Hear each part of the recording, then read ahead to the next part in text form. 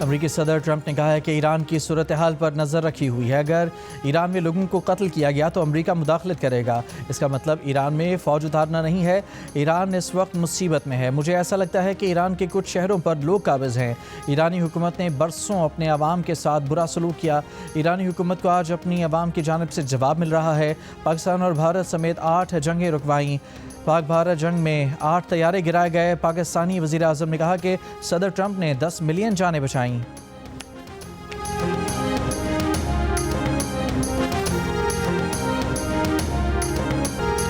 امریکہ کو green land کا مالک ہونا چاہیے تاکہ روس یا چین اس پر قبضہ نہ کر سکیں۔ امریکی صدر ٹرمپ کی وائٹ ہاؤس میں صحافیوں سے گفتگو۔ کہا، ہم گرین لینڈ نہیں لیں گے تو آپ کا اگلا پڑوسی روس یا چین ہوگا۔ روس یا چین کو اپنا پڑوسی نہیں بنا سکتے۔ امریکہ نہیں چاہتا کہ روس یا چین گرین لینڈ جائیں۔ گرین لینڈ کے لیے رقم پر ابھی بات نہیں ہو رہی۔ گرین لینڈ سے متعلق مالی معاملات پر فیصلہ بعد میں ہوگا۔ فی الحال گرین لینڈ سے متعلق دیگر پہلوؤں پر غور جاری ہے۔ امریکہ گرین لینڈ کے ساتھ آسان طریقے سے یا سختی سے نمٹے گا۔ ڈنمارک پر ڈیل کرنا چاہیں گے۔ چین اور روس کے عوام سے پیار ہے۔ روسی صدر اچھے انسان ہیں لیکن انہوں نے مایوس کیا۔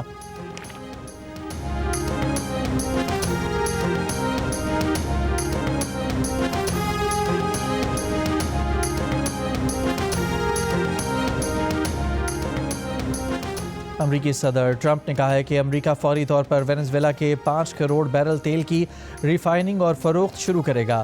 روس اور چین وہ تمام تیل خرید سکتے ہیں جو وہ امریکہ یا وینزویلا سے چاہتے تھے۔ وینزویلا اور امریکہ کے پاس دنیا کا 55% تیل ہے۔ تیل کمپنیاں امریکہ سے براہ راست ڈیل کریں گی، وینزویلا سے نہیں۔ وینزویلا میں سرمایہ کاری کرنے والی تیل کمپنیوں کو حفاظتی ضمانتیں دی جائیں گی۔ امریکی صدر کی وائٹ ہاؤس میں تیل کمپنیوں کے سربراہوں سے ملاقات کے موقع پر گفتگو۔ کہا، وینزویلا میں $100 ارب تک سرمایہ کاری پر غور کر رہے ہیں۔ وینزویلا کی طرف سے کل ہمیں 30 ملین بیرل تیل دیا گیا تھا۔ اگلے ہفتے تیل کمپنیوں کے ساتھ ایک اور میٹنگ کریں گے۔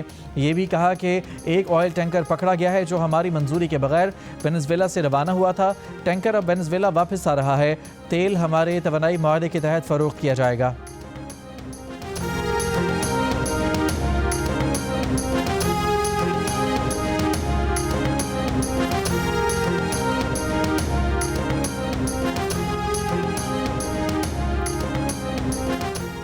ترکی نے پاکستان اور سعودی عرب کے دفاعی اتحاد میں شامل ہونے کی خواہش ظاہر کر دی۔ بین الاقوامی خبر ادارے بلومبرگ کا دعویٰ۔ بلومبرگ کے مطابق پاکستان، ترکی اور سعودی عرب کے دفاعی اتحاد سے مشرق وسطیٰ اور اس سے بہت آگے تک طاقت کا توازن تبدیل ہو جائے گا۔ معاہدے پر پاکستان اور سعودی عرب نے پچھلے سال دستخط کیے تھے جس میں لکھا گیا تھا کہ کسی ایک ملک کے خلاف جارحیت دونوں ملکوں کے خلاف جارحیت تصور کی جائے گی۔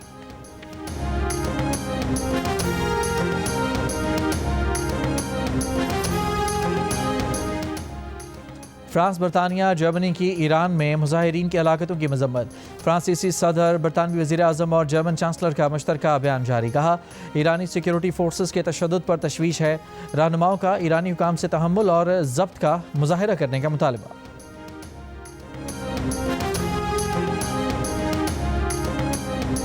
اماراتی گروپ دماغ کا پاکستان میں کرپٹو اور ریل اسٹیٹ میں سرمایہ کاری میں دلچسپی کا اظہار۔ دماغ کی مینیجنگ ڈائریکٹر امیرہ سنجوانی کی نواز شریف، وزیر اعلیٰ پنجاب مریم نواز اور وزیر مملکت اور چیئرمین پاکستان ورچوئل اثاثہ جات ریگولیٹری اتھارٹی بلال بن ثاقب سے ملاقات۔ مارکیٹ میں شفافیت کو تقویت دینے کے لیے ریل اسٹیٹ اور دیگر اثاثوں کی ریگولیٹڈ ٹوکن سازی کی حکمت عملی کو آگے بڑھانے پر غور۔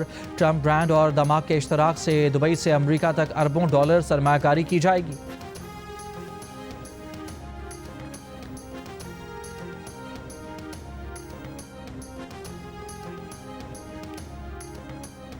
بہانے قبول نہیں۔ ترقی کا مطلب نتائج کی فراہمی ہے۔ ہر منصوبہ عوامی خدمت اور معیشت میں بہتری کا سبب بنے۔ وزیر اعلیٰ سندھ مراد علی شاہ کا ترقیاتی منصوبوں کی پیش رفت سے متعلق جائزہ اجلاس سے خطاب۔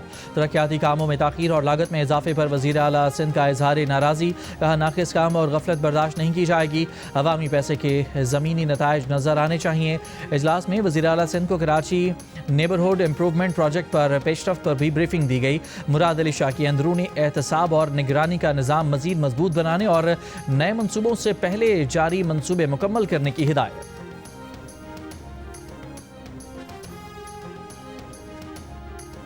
بلوچستان میں عام شہریوں کے لیے الیکٹرک بائکس اسکیم متعارف کرانے کا فیصلہ۔ وزیر اعلیٰ بلوچستان سرفراز بگٹی نے کہا کہ الیکٹرک بائکیں آسان اقساط پر دی جائیں گی۔ طلبہ اور ورکنگ ویمن اور سرکاری ملازمین کو 30% سبسڈی پر سہولت فراہم کی جائے گی۔ صوبائی کابینہ کے اجلاس میں سرکاری ملازمین کے لیے ہیلتھ انشورنس اسکیم متعارف کرانے پیش کی میڈیکل ادائیگی اور عوامی انڈومنٹ فنڈ کے آڈٹ کا بھی فیصلہ۔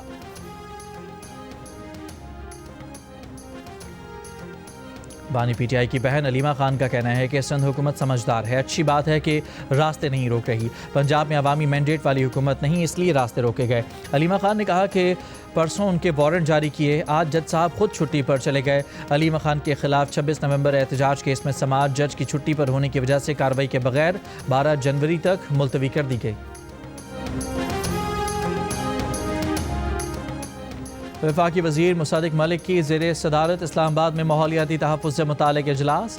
وفاقی دارالحکومت میں الرجی پیدا کرنے والی پیپر ملبیری درختوں کی مرحلہ وار کٹائی پر بریفنگ۔ مصدق ملک نے کہا کہ دارالحکومت کے سبزے کے تحفظ پر کوئی سمجھوتہ نہیں ہوگا۔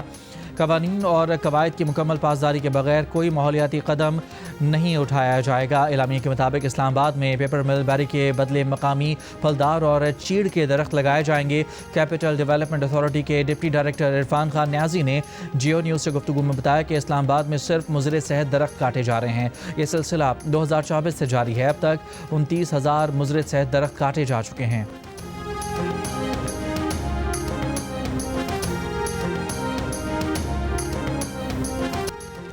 سرگودھا کے گاؤں 7 جنوبی میں 8 سالہ بچی سے 2 ملزمان کی مبینہ زیادتی۔ ملزمان نے ویڈیو بنائی اور بچی کو قتل کی دھمکی بھی دی۔ متاثرہ بچی کے والد کی مدعیت میں مقدمہ درج، ملزمان کی تلاش جاری۔ پولیس کا کہنا ہے کہ متاثرہ بچی کی میڈیکل رپورٹ کی روشنی میں قانون کے مطابق کارروائی کی جائے گی۔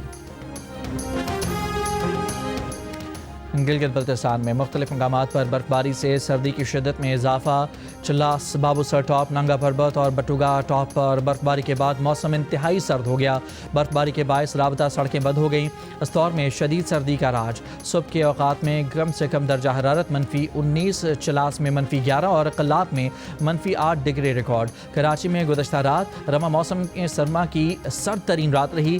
درجہ حرارت 8 ڈگری تک گر گیا۔ خیبر پختونخوا، پنجاب اور سندھ کے مختلف اضلاع میں صبح شدید دھند سے معاملات متاثر رہے۔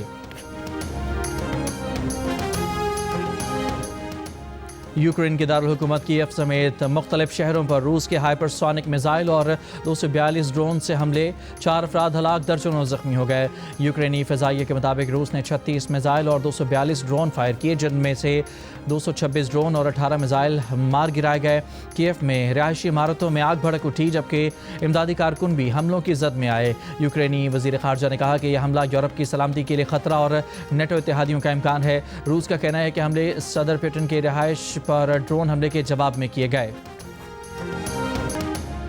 ایران کا اقوام متحدہ سلامتی کونسل کو خط۔ ایرانی سفیر برائے اقوام متحدہ امیر سعید روانی نے کہا کہ ملک میں عدم استحکام پھیلانے کے امریکی اقدامات مسترد کرتے ہیں۔ امریکی اقدامات UN چارٹر اور عالمی قوانین کی خلاف ورزی ہیں۔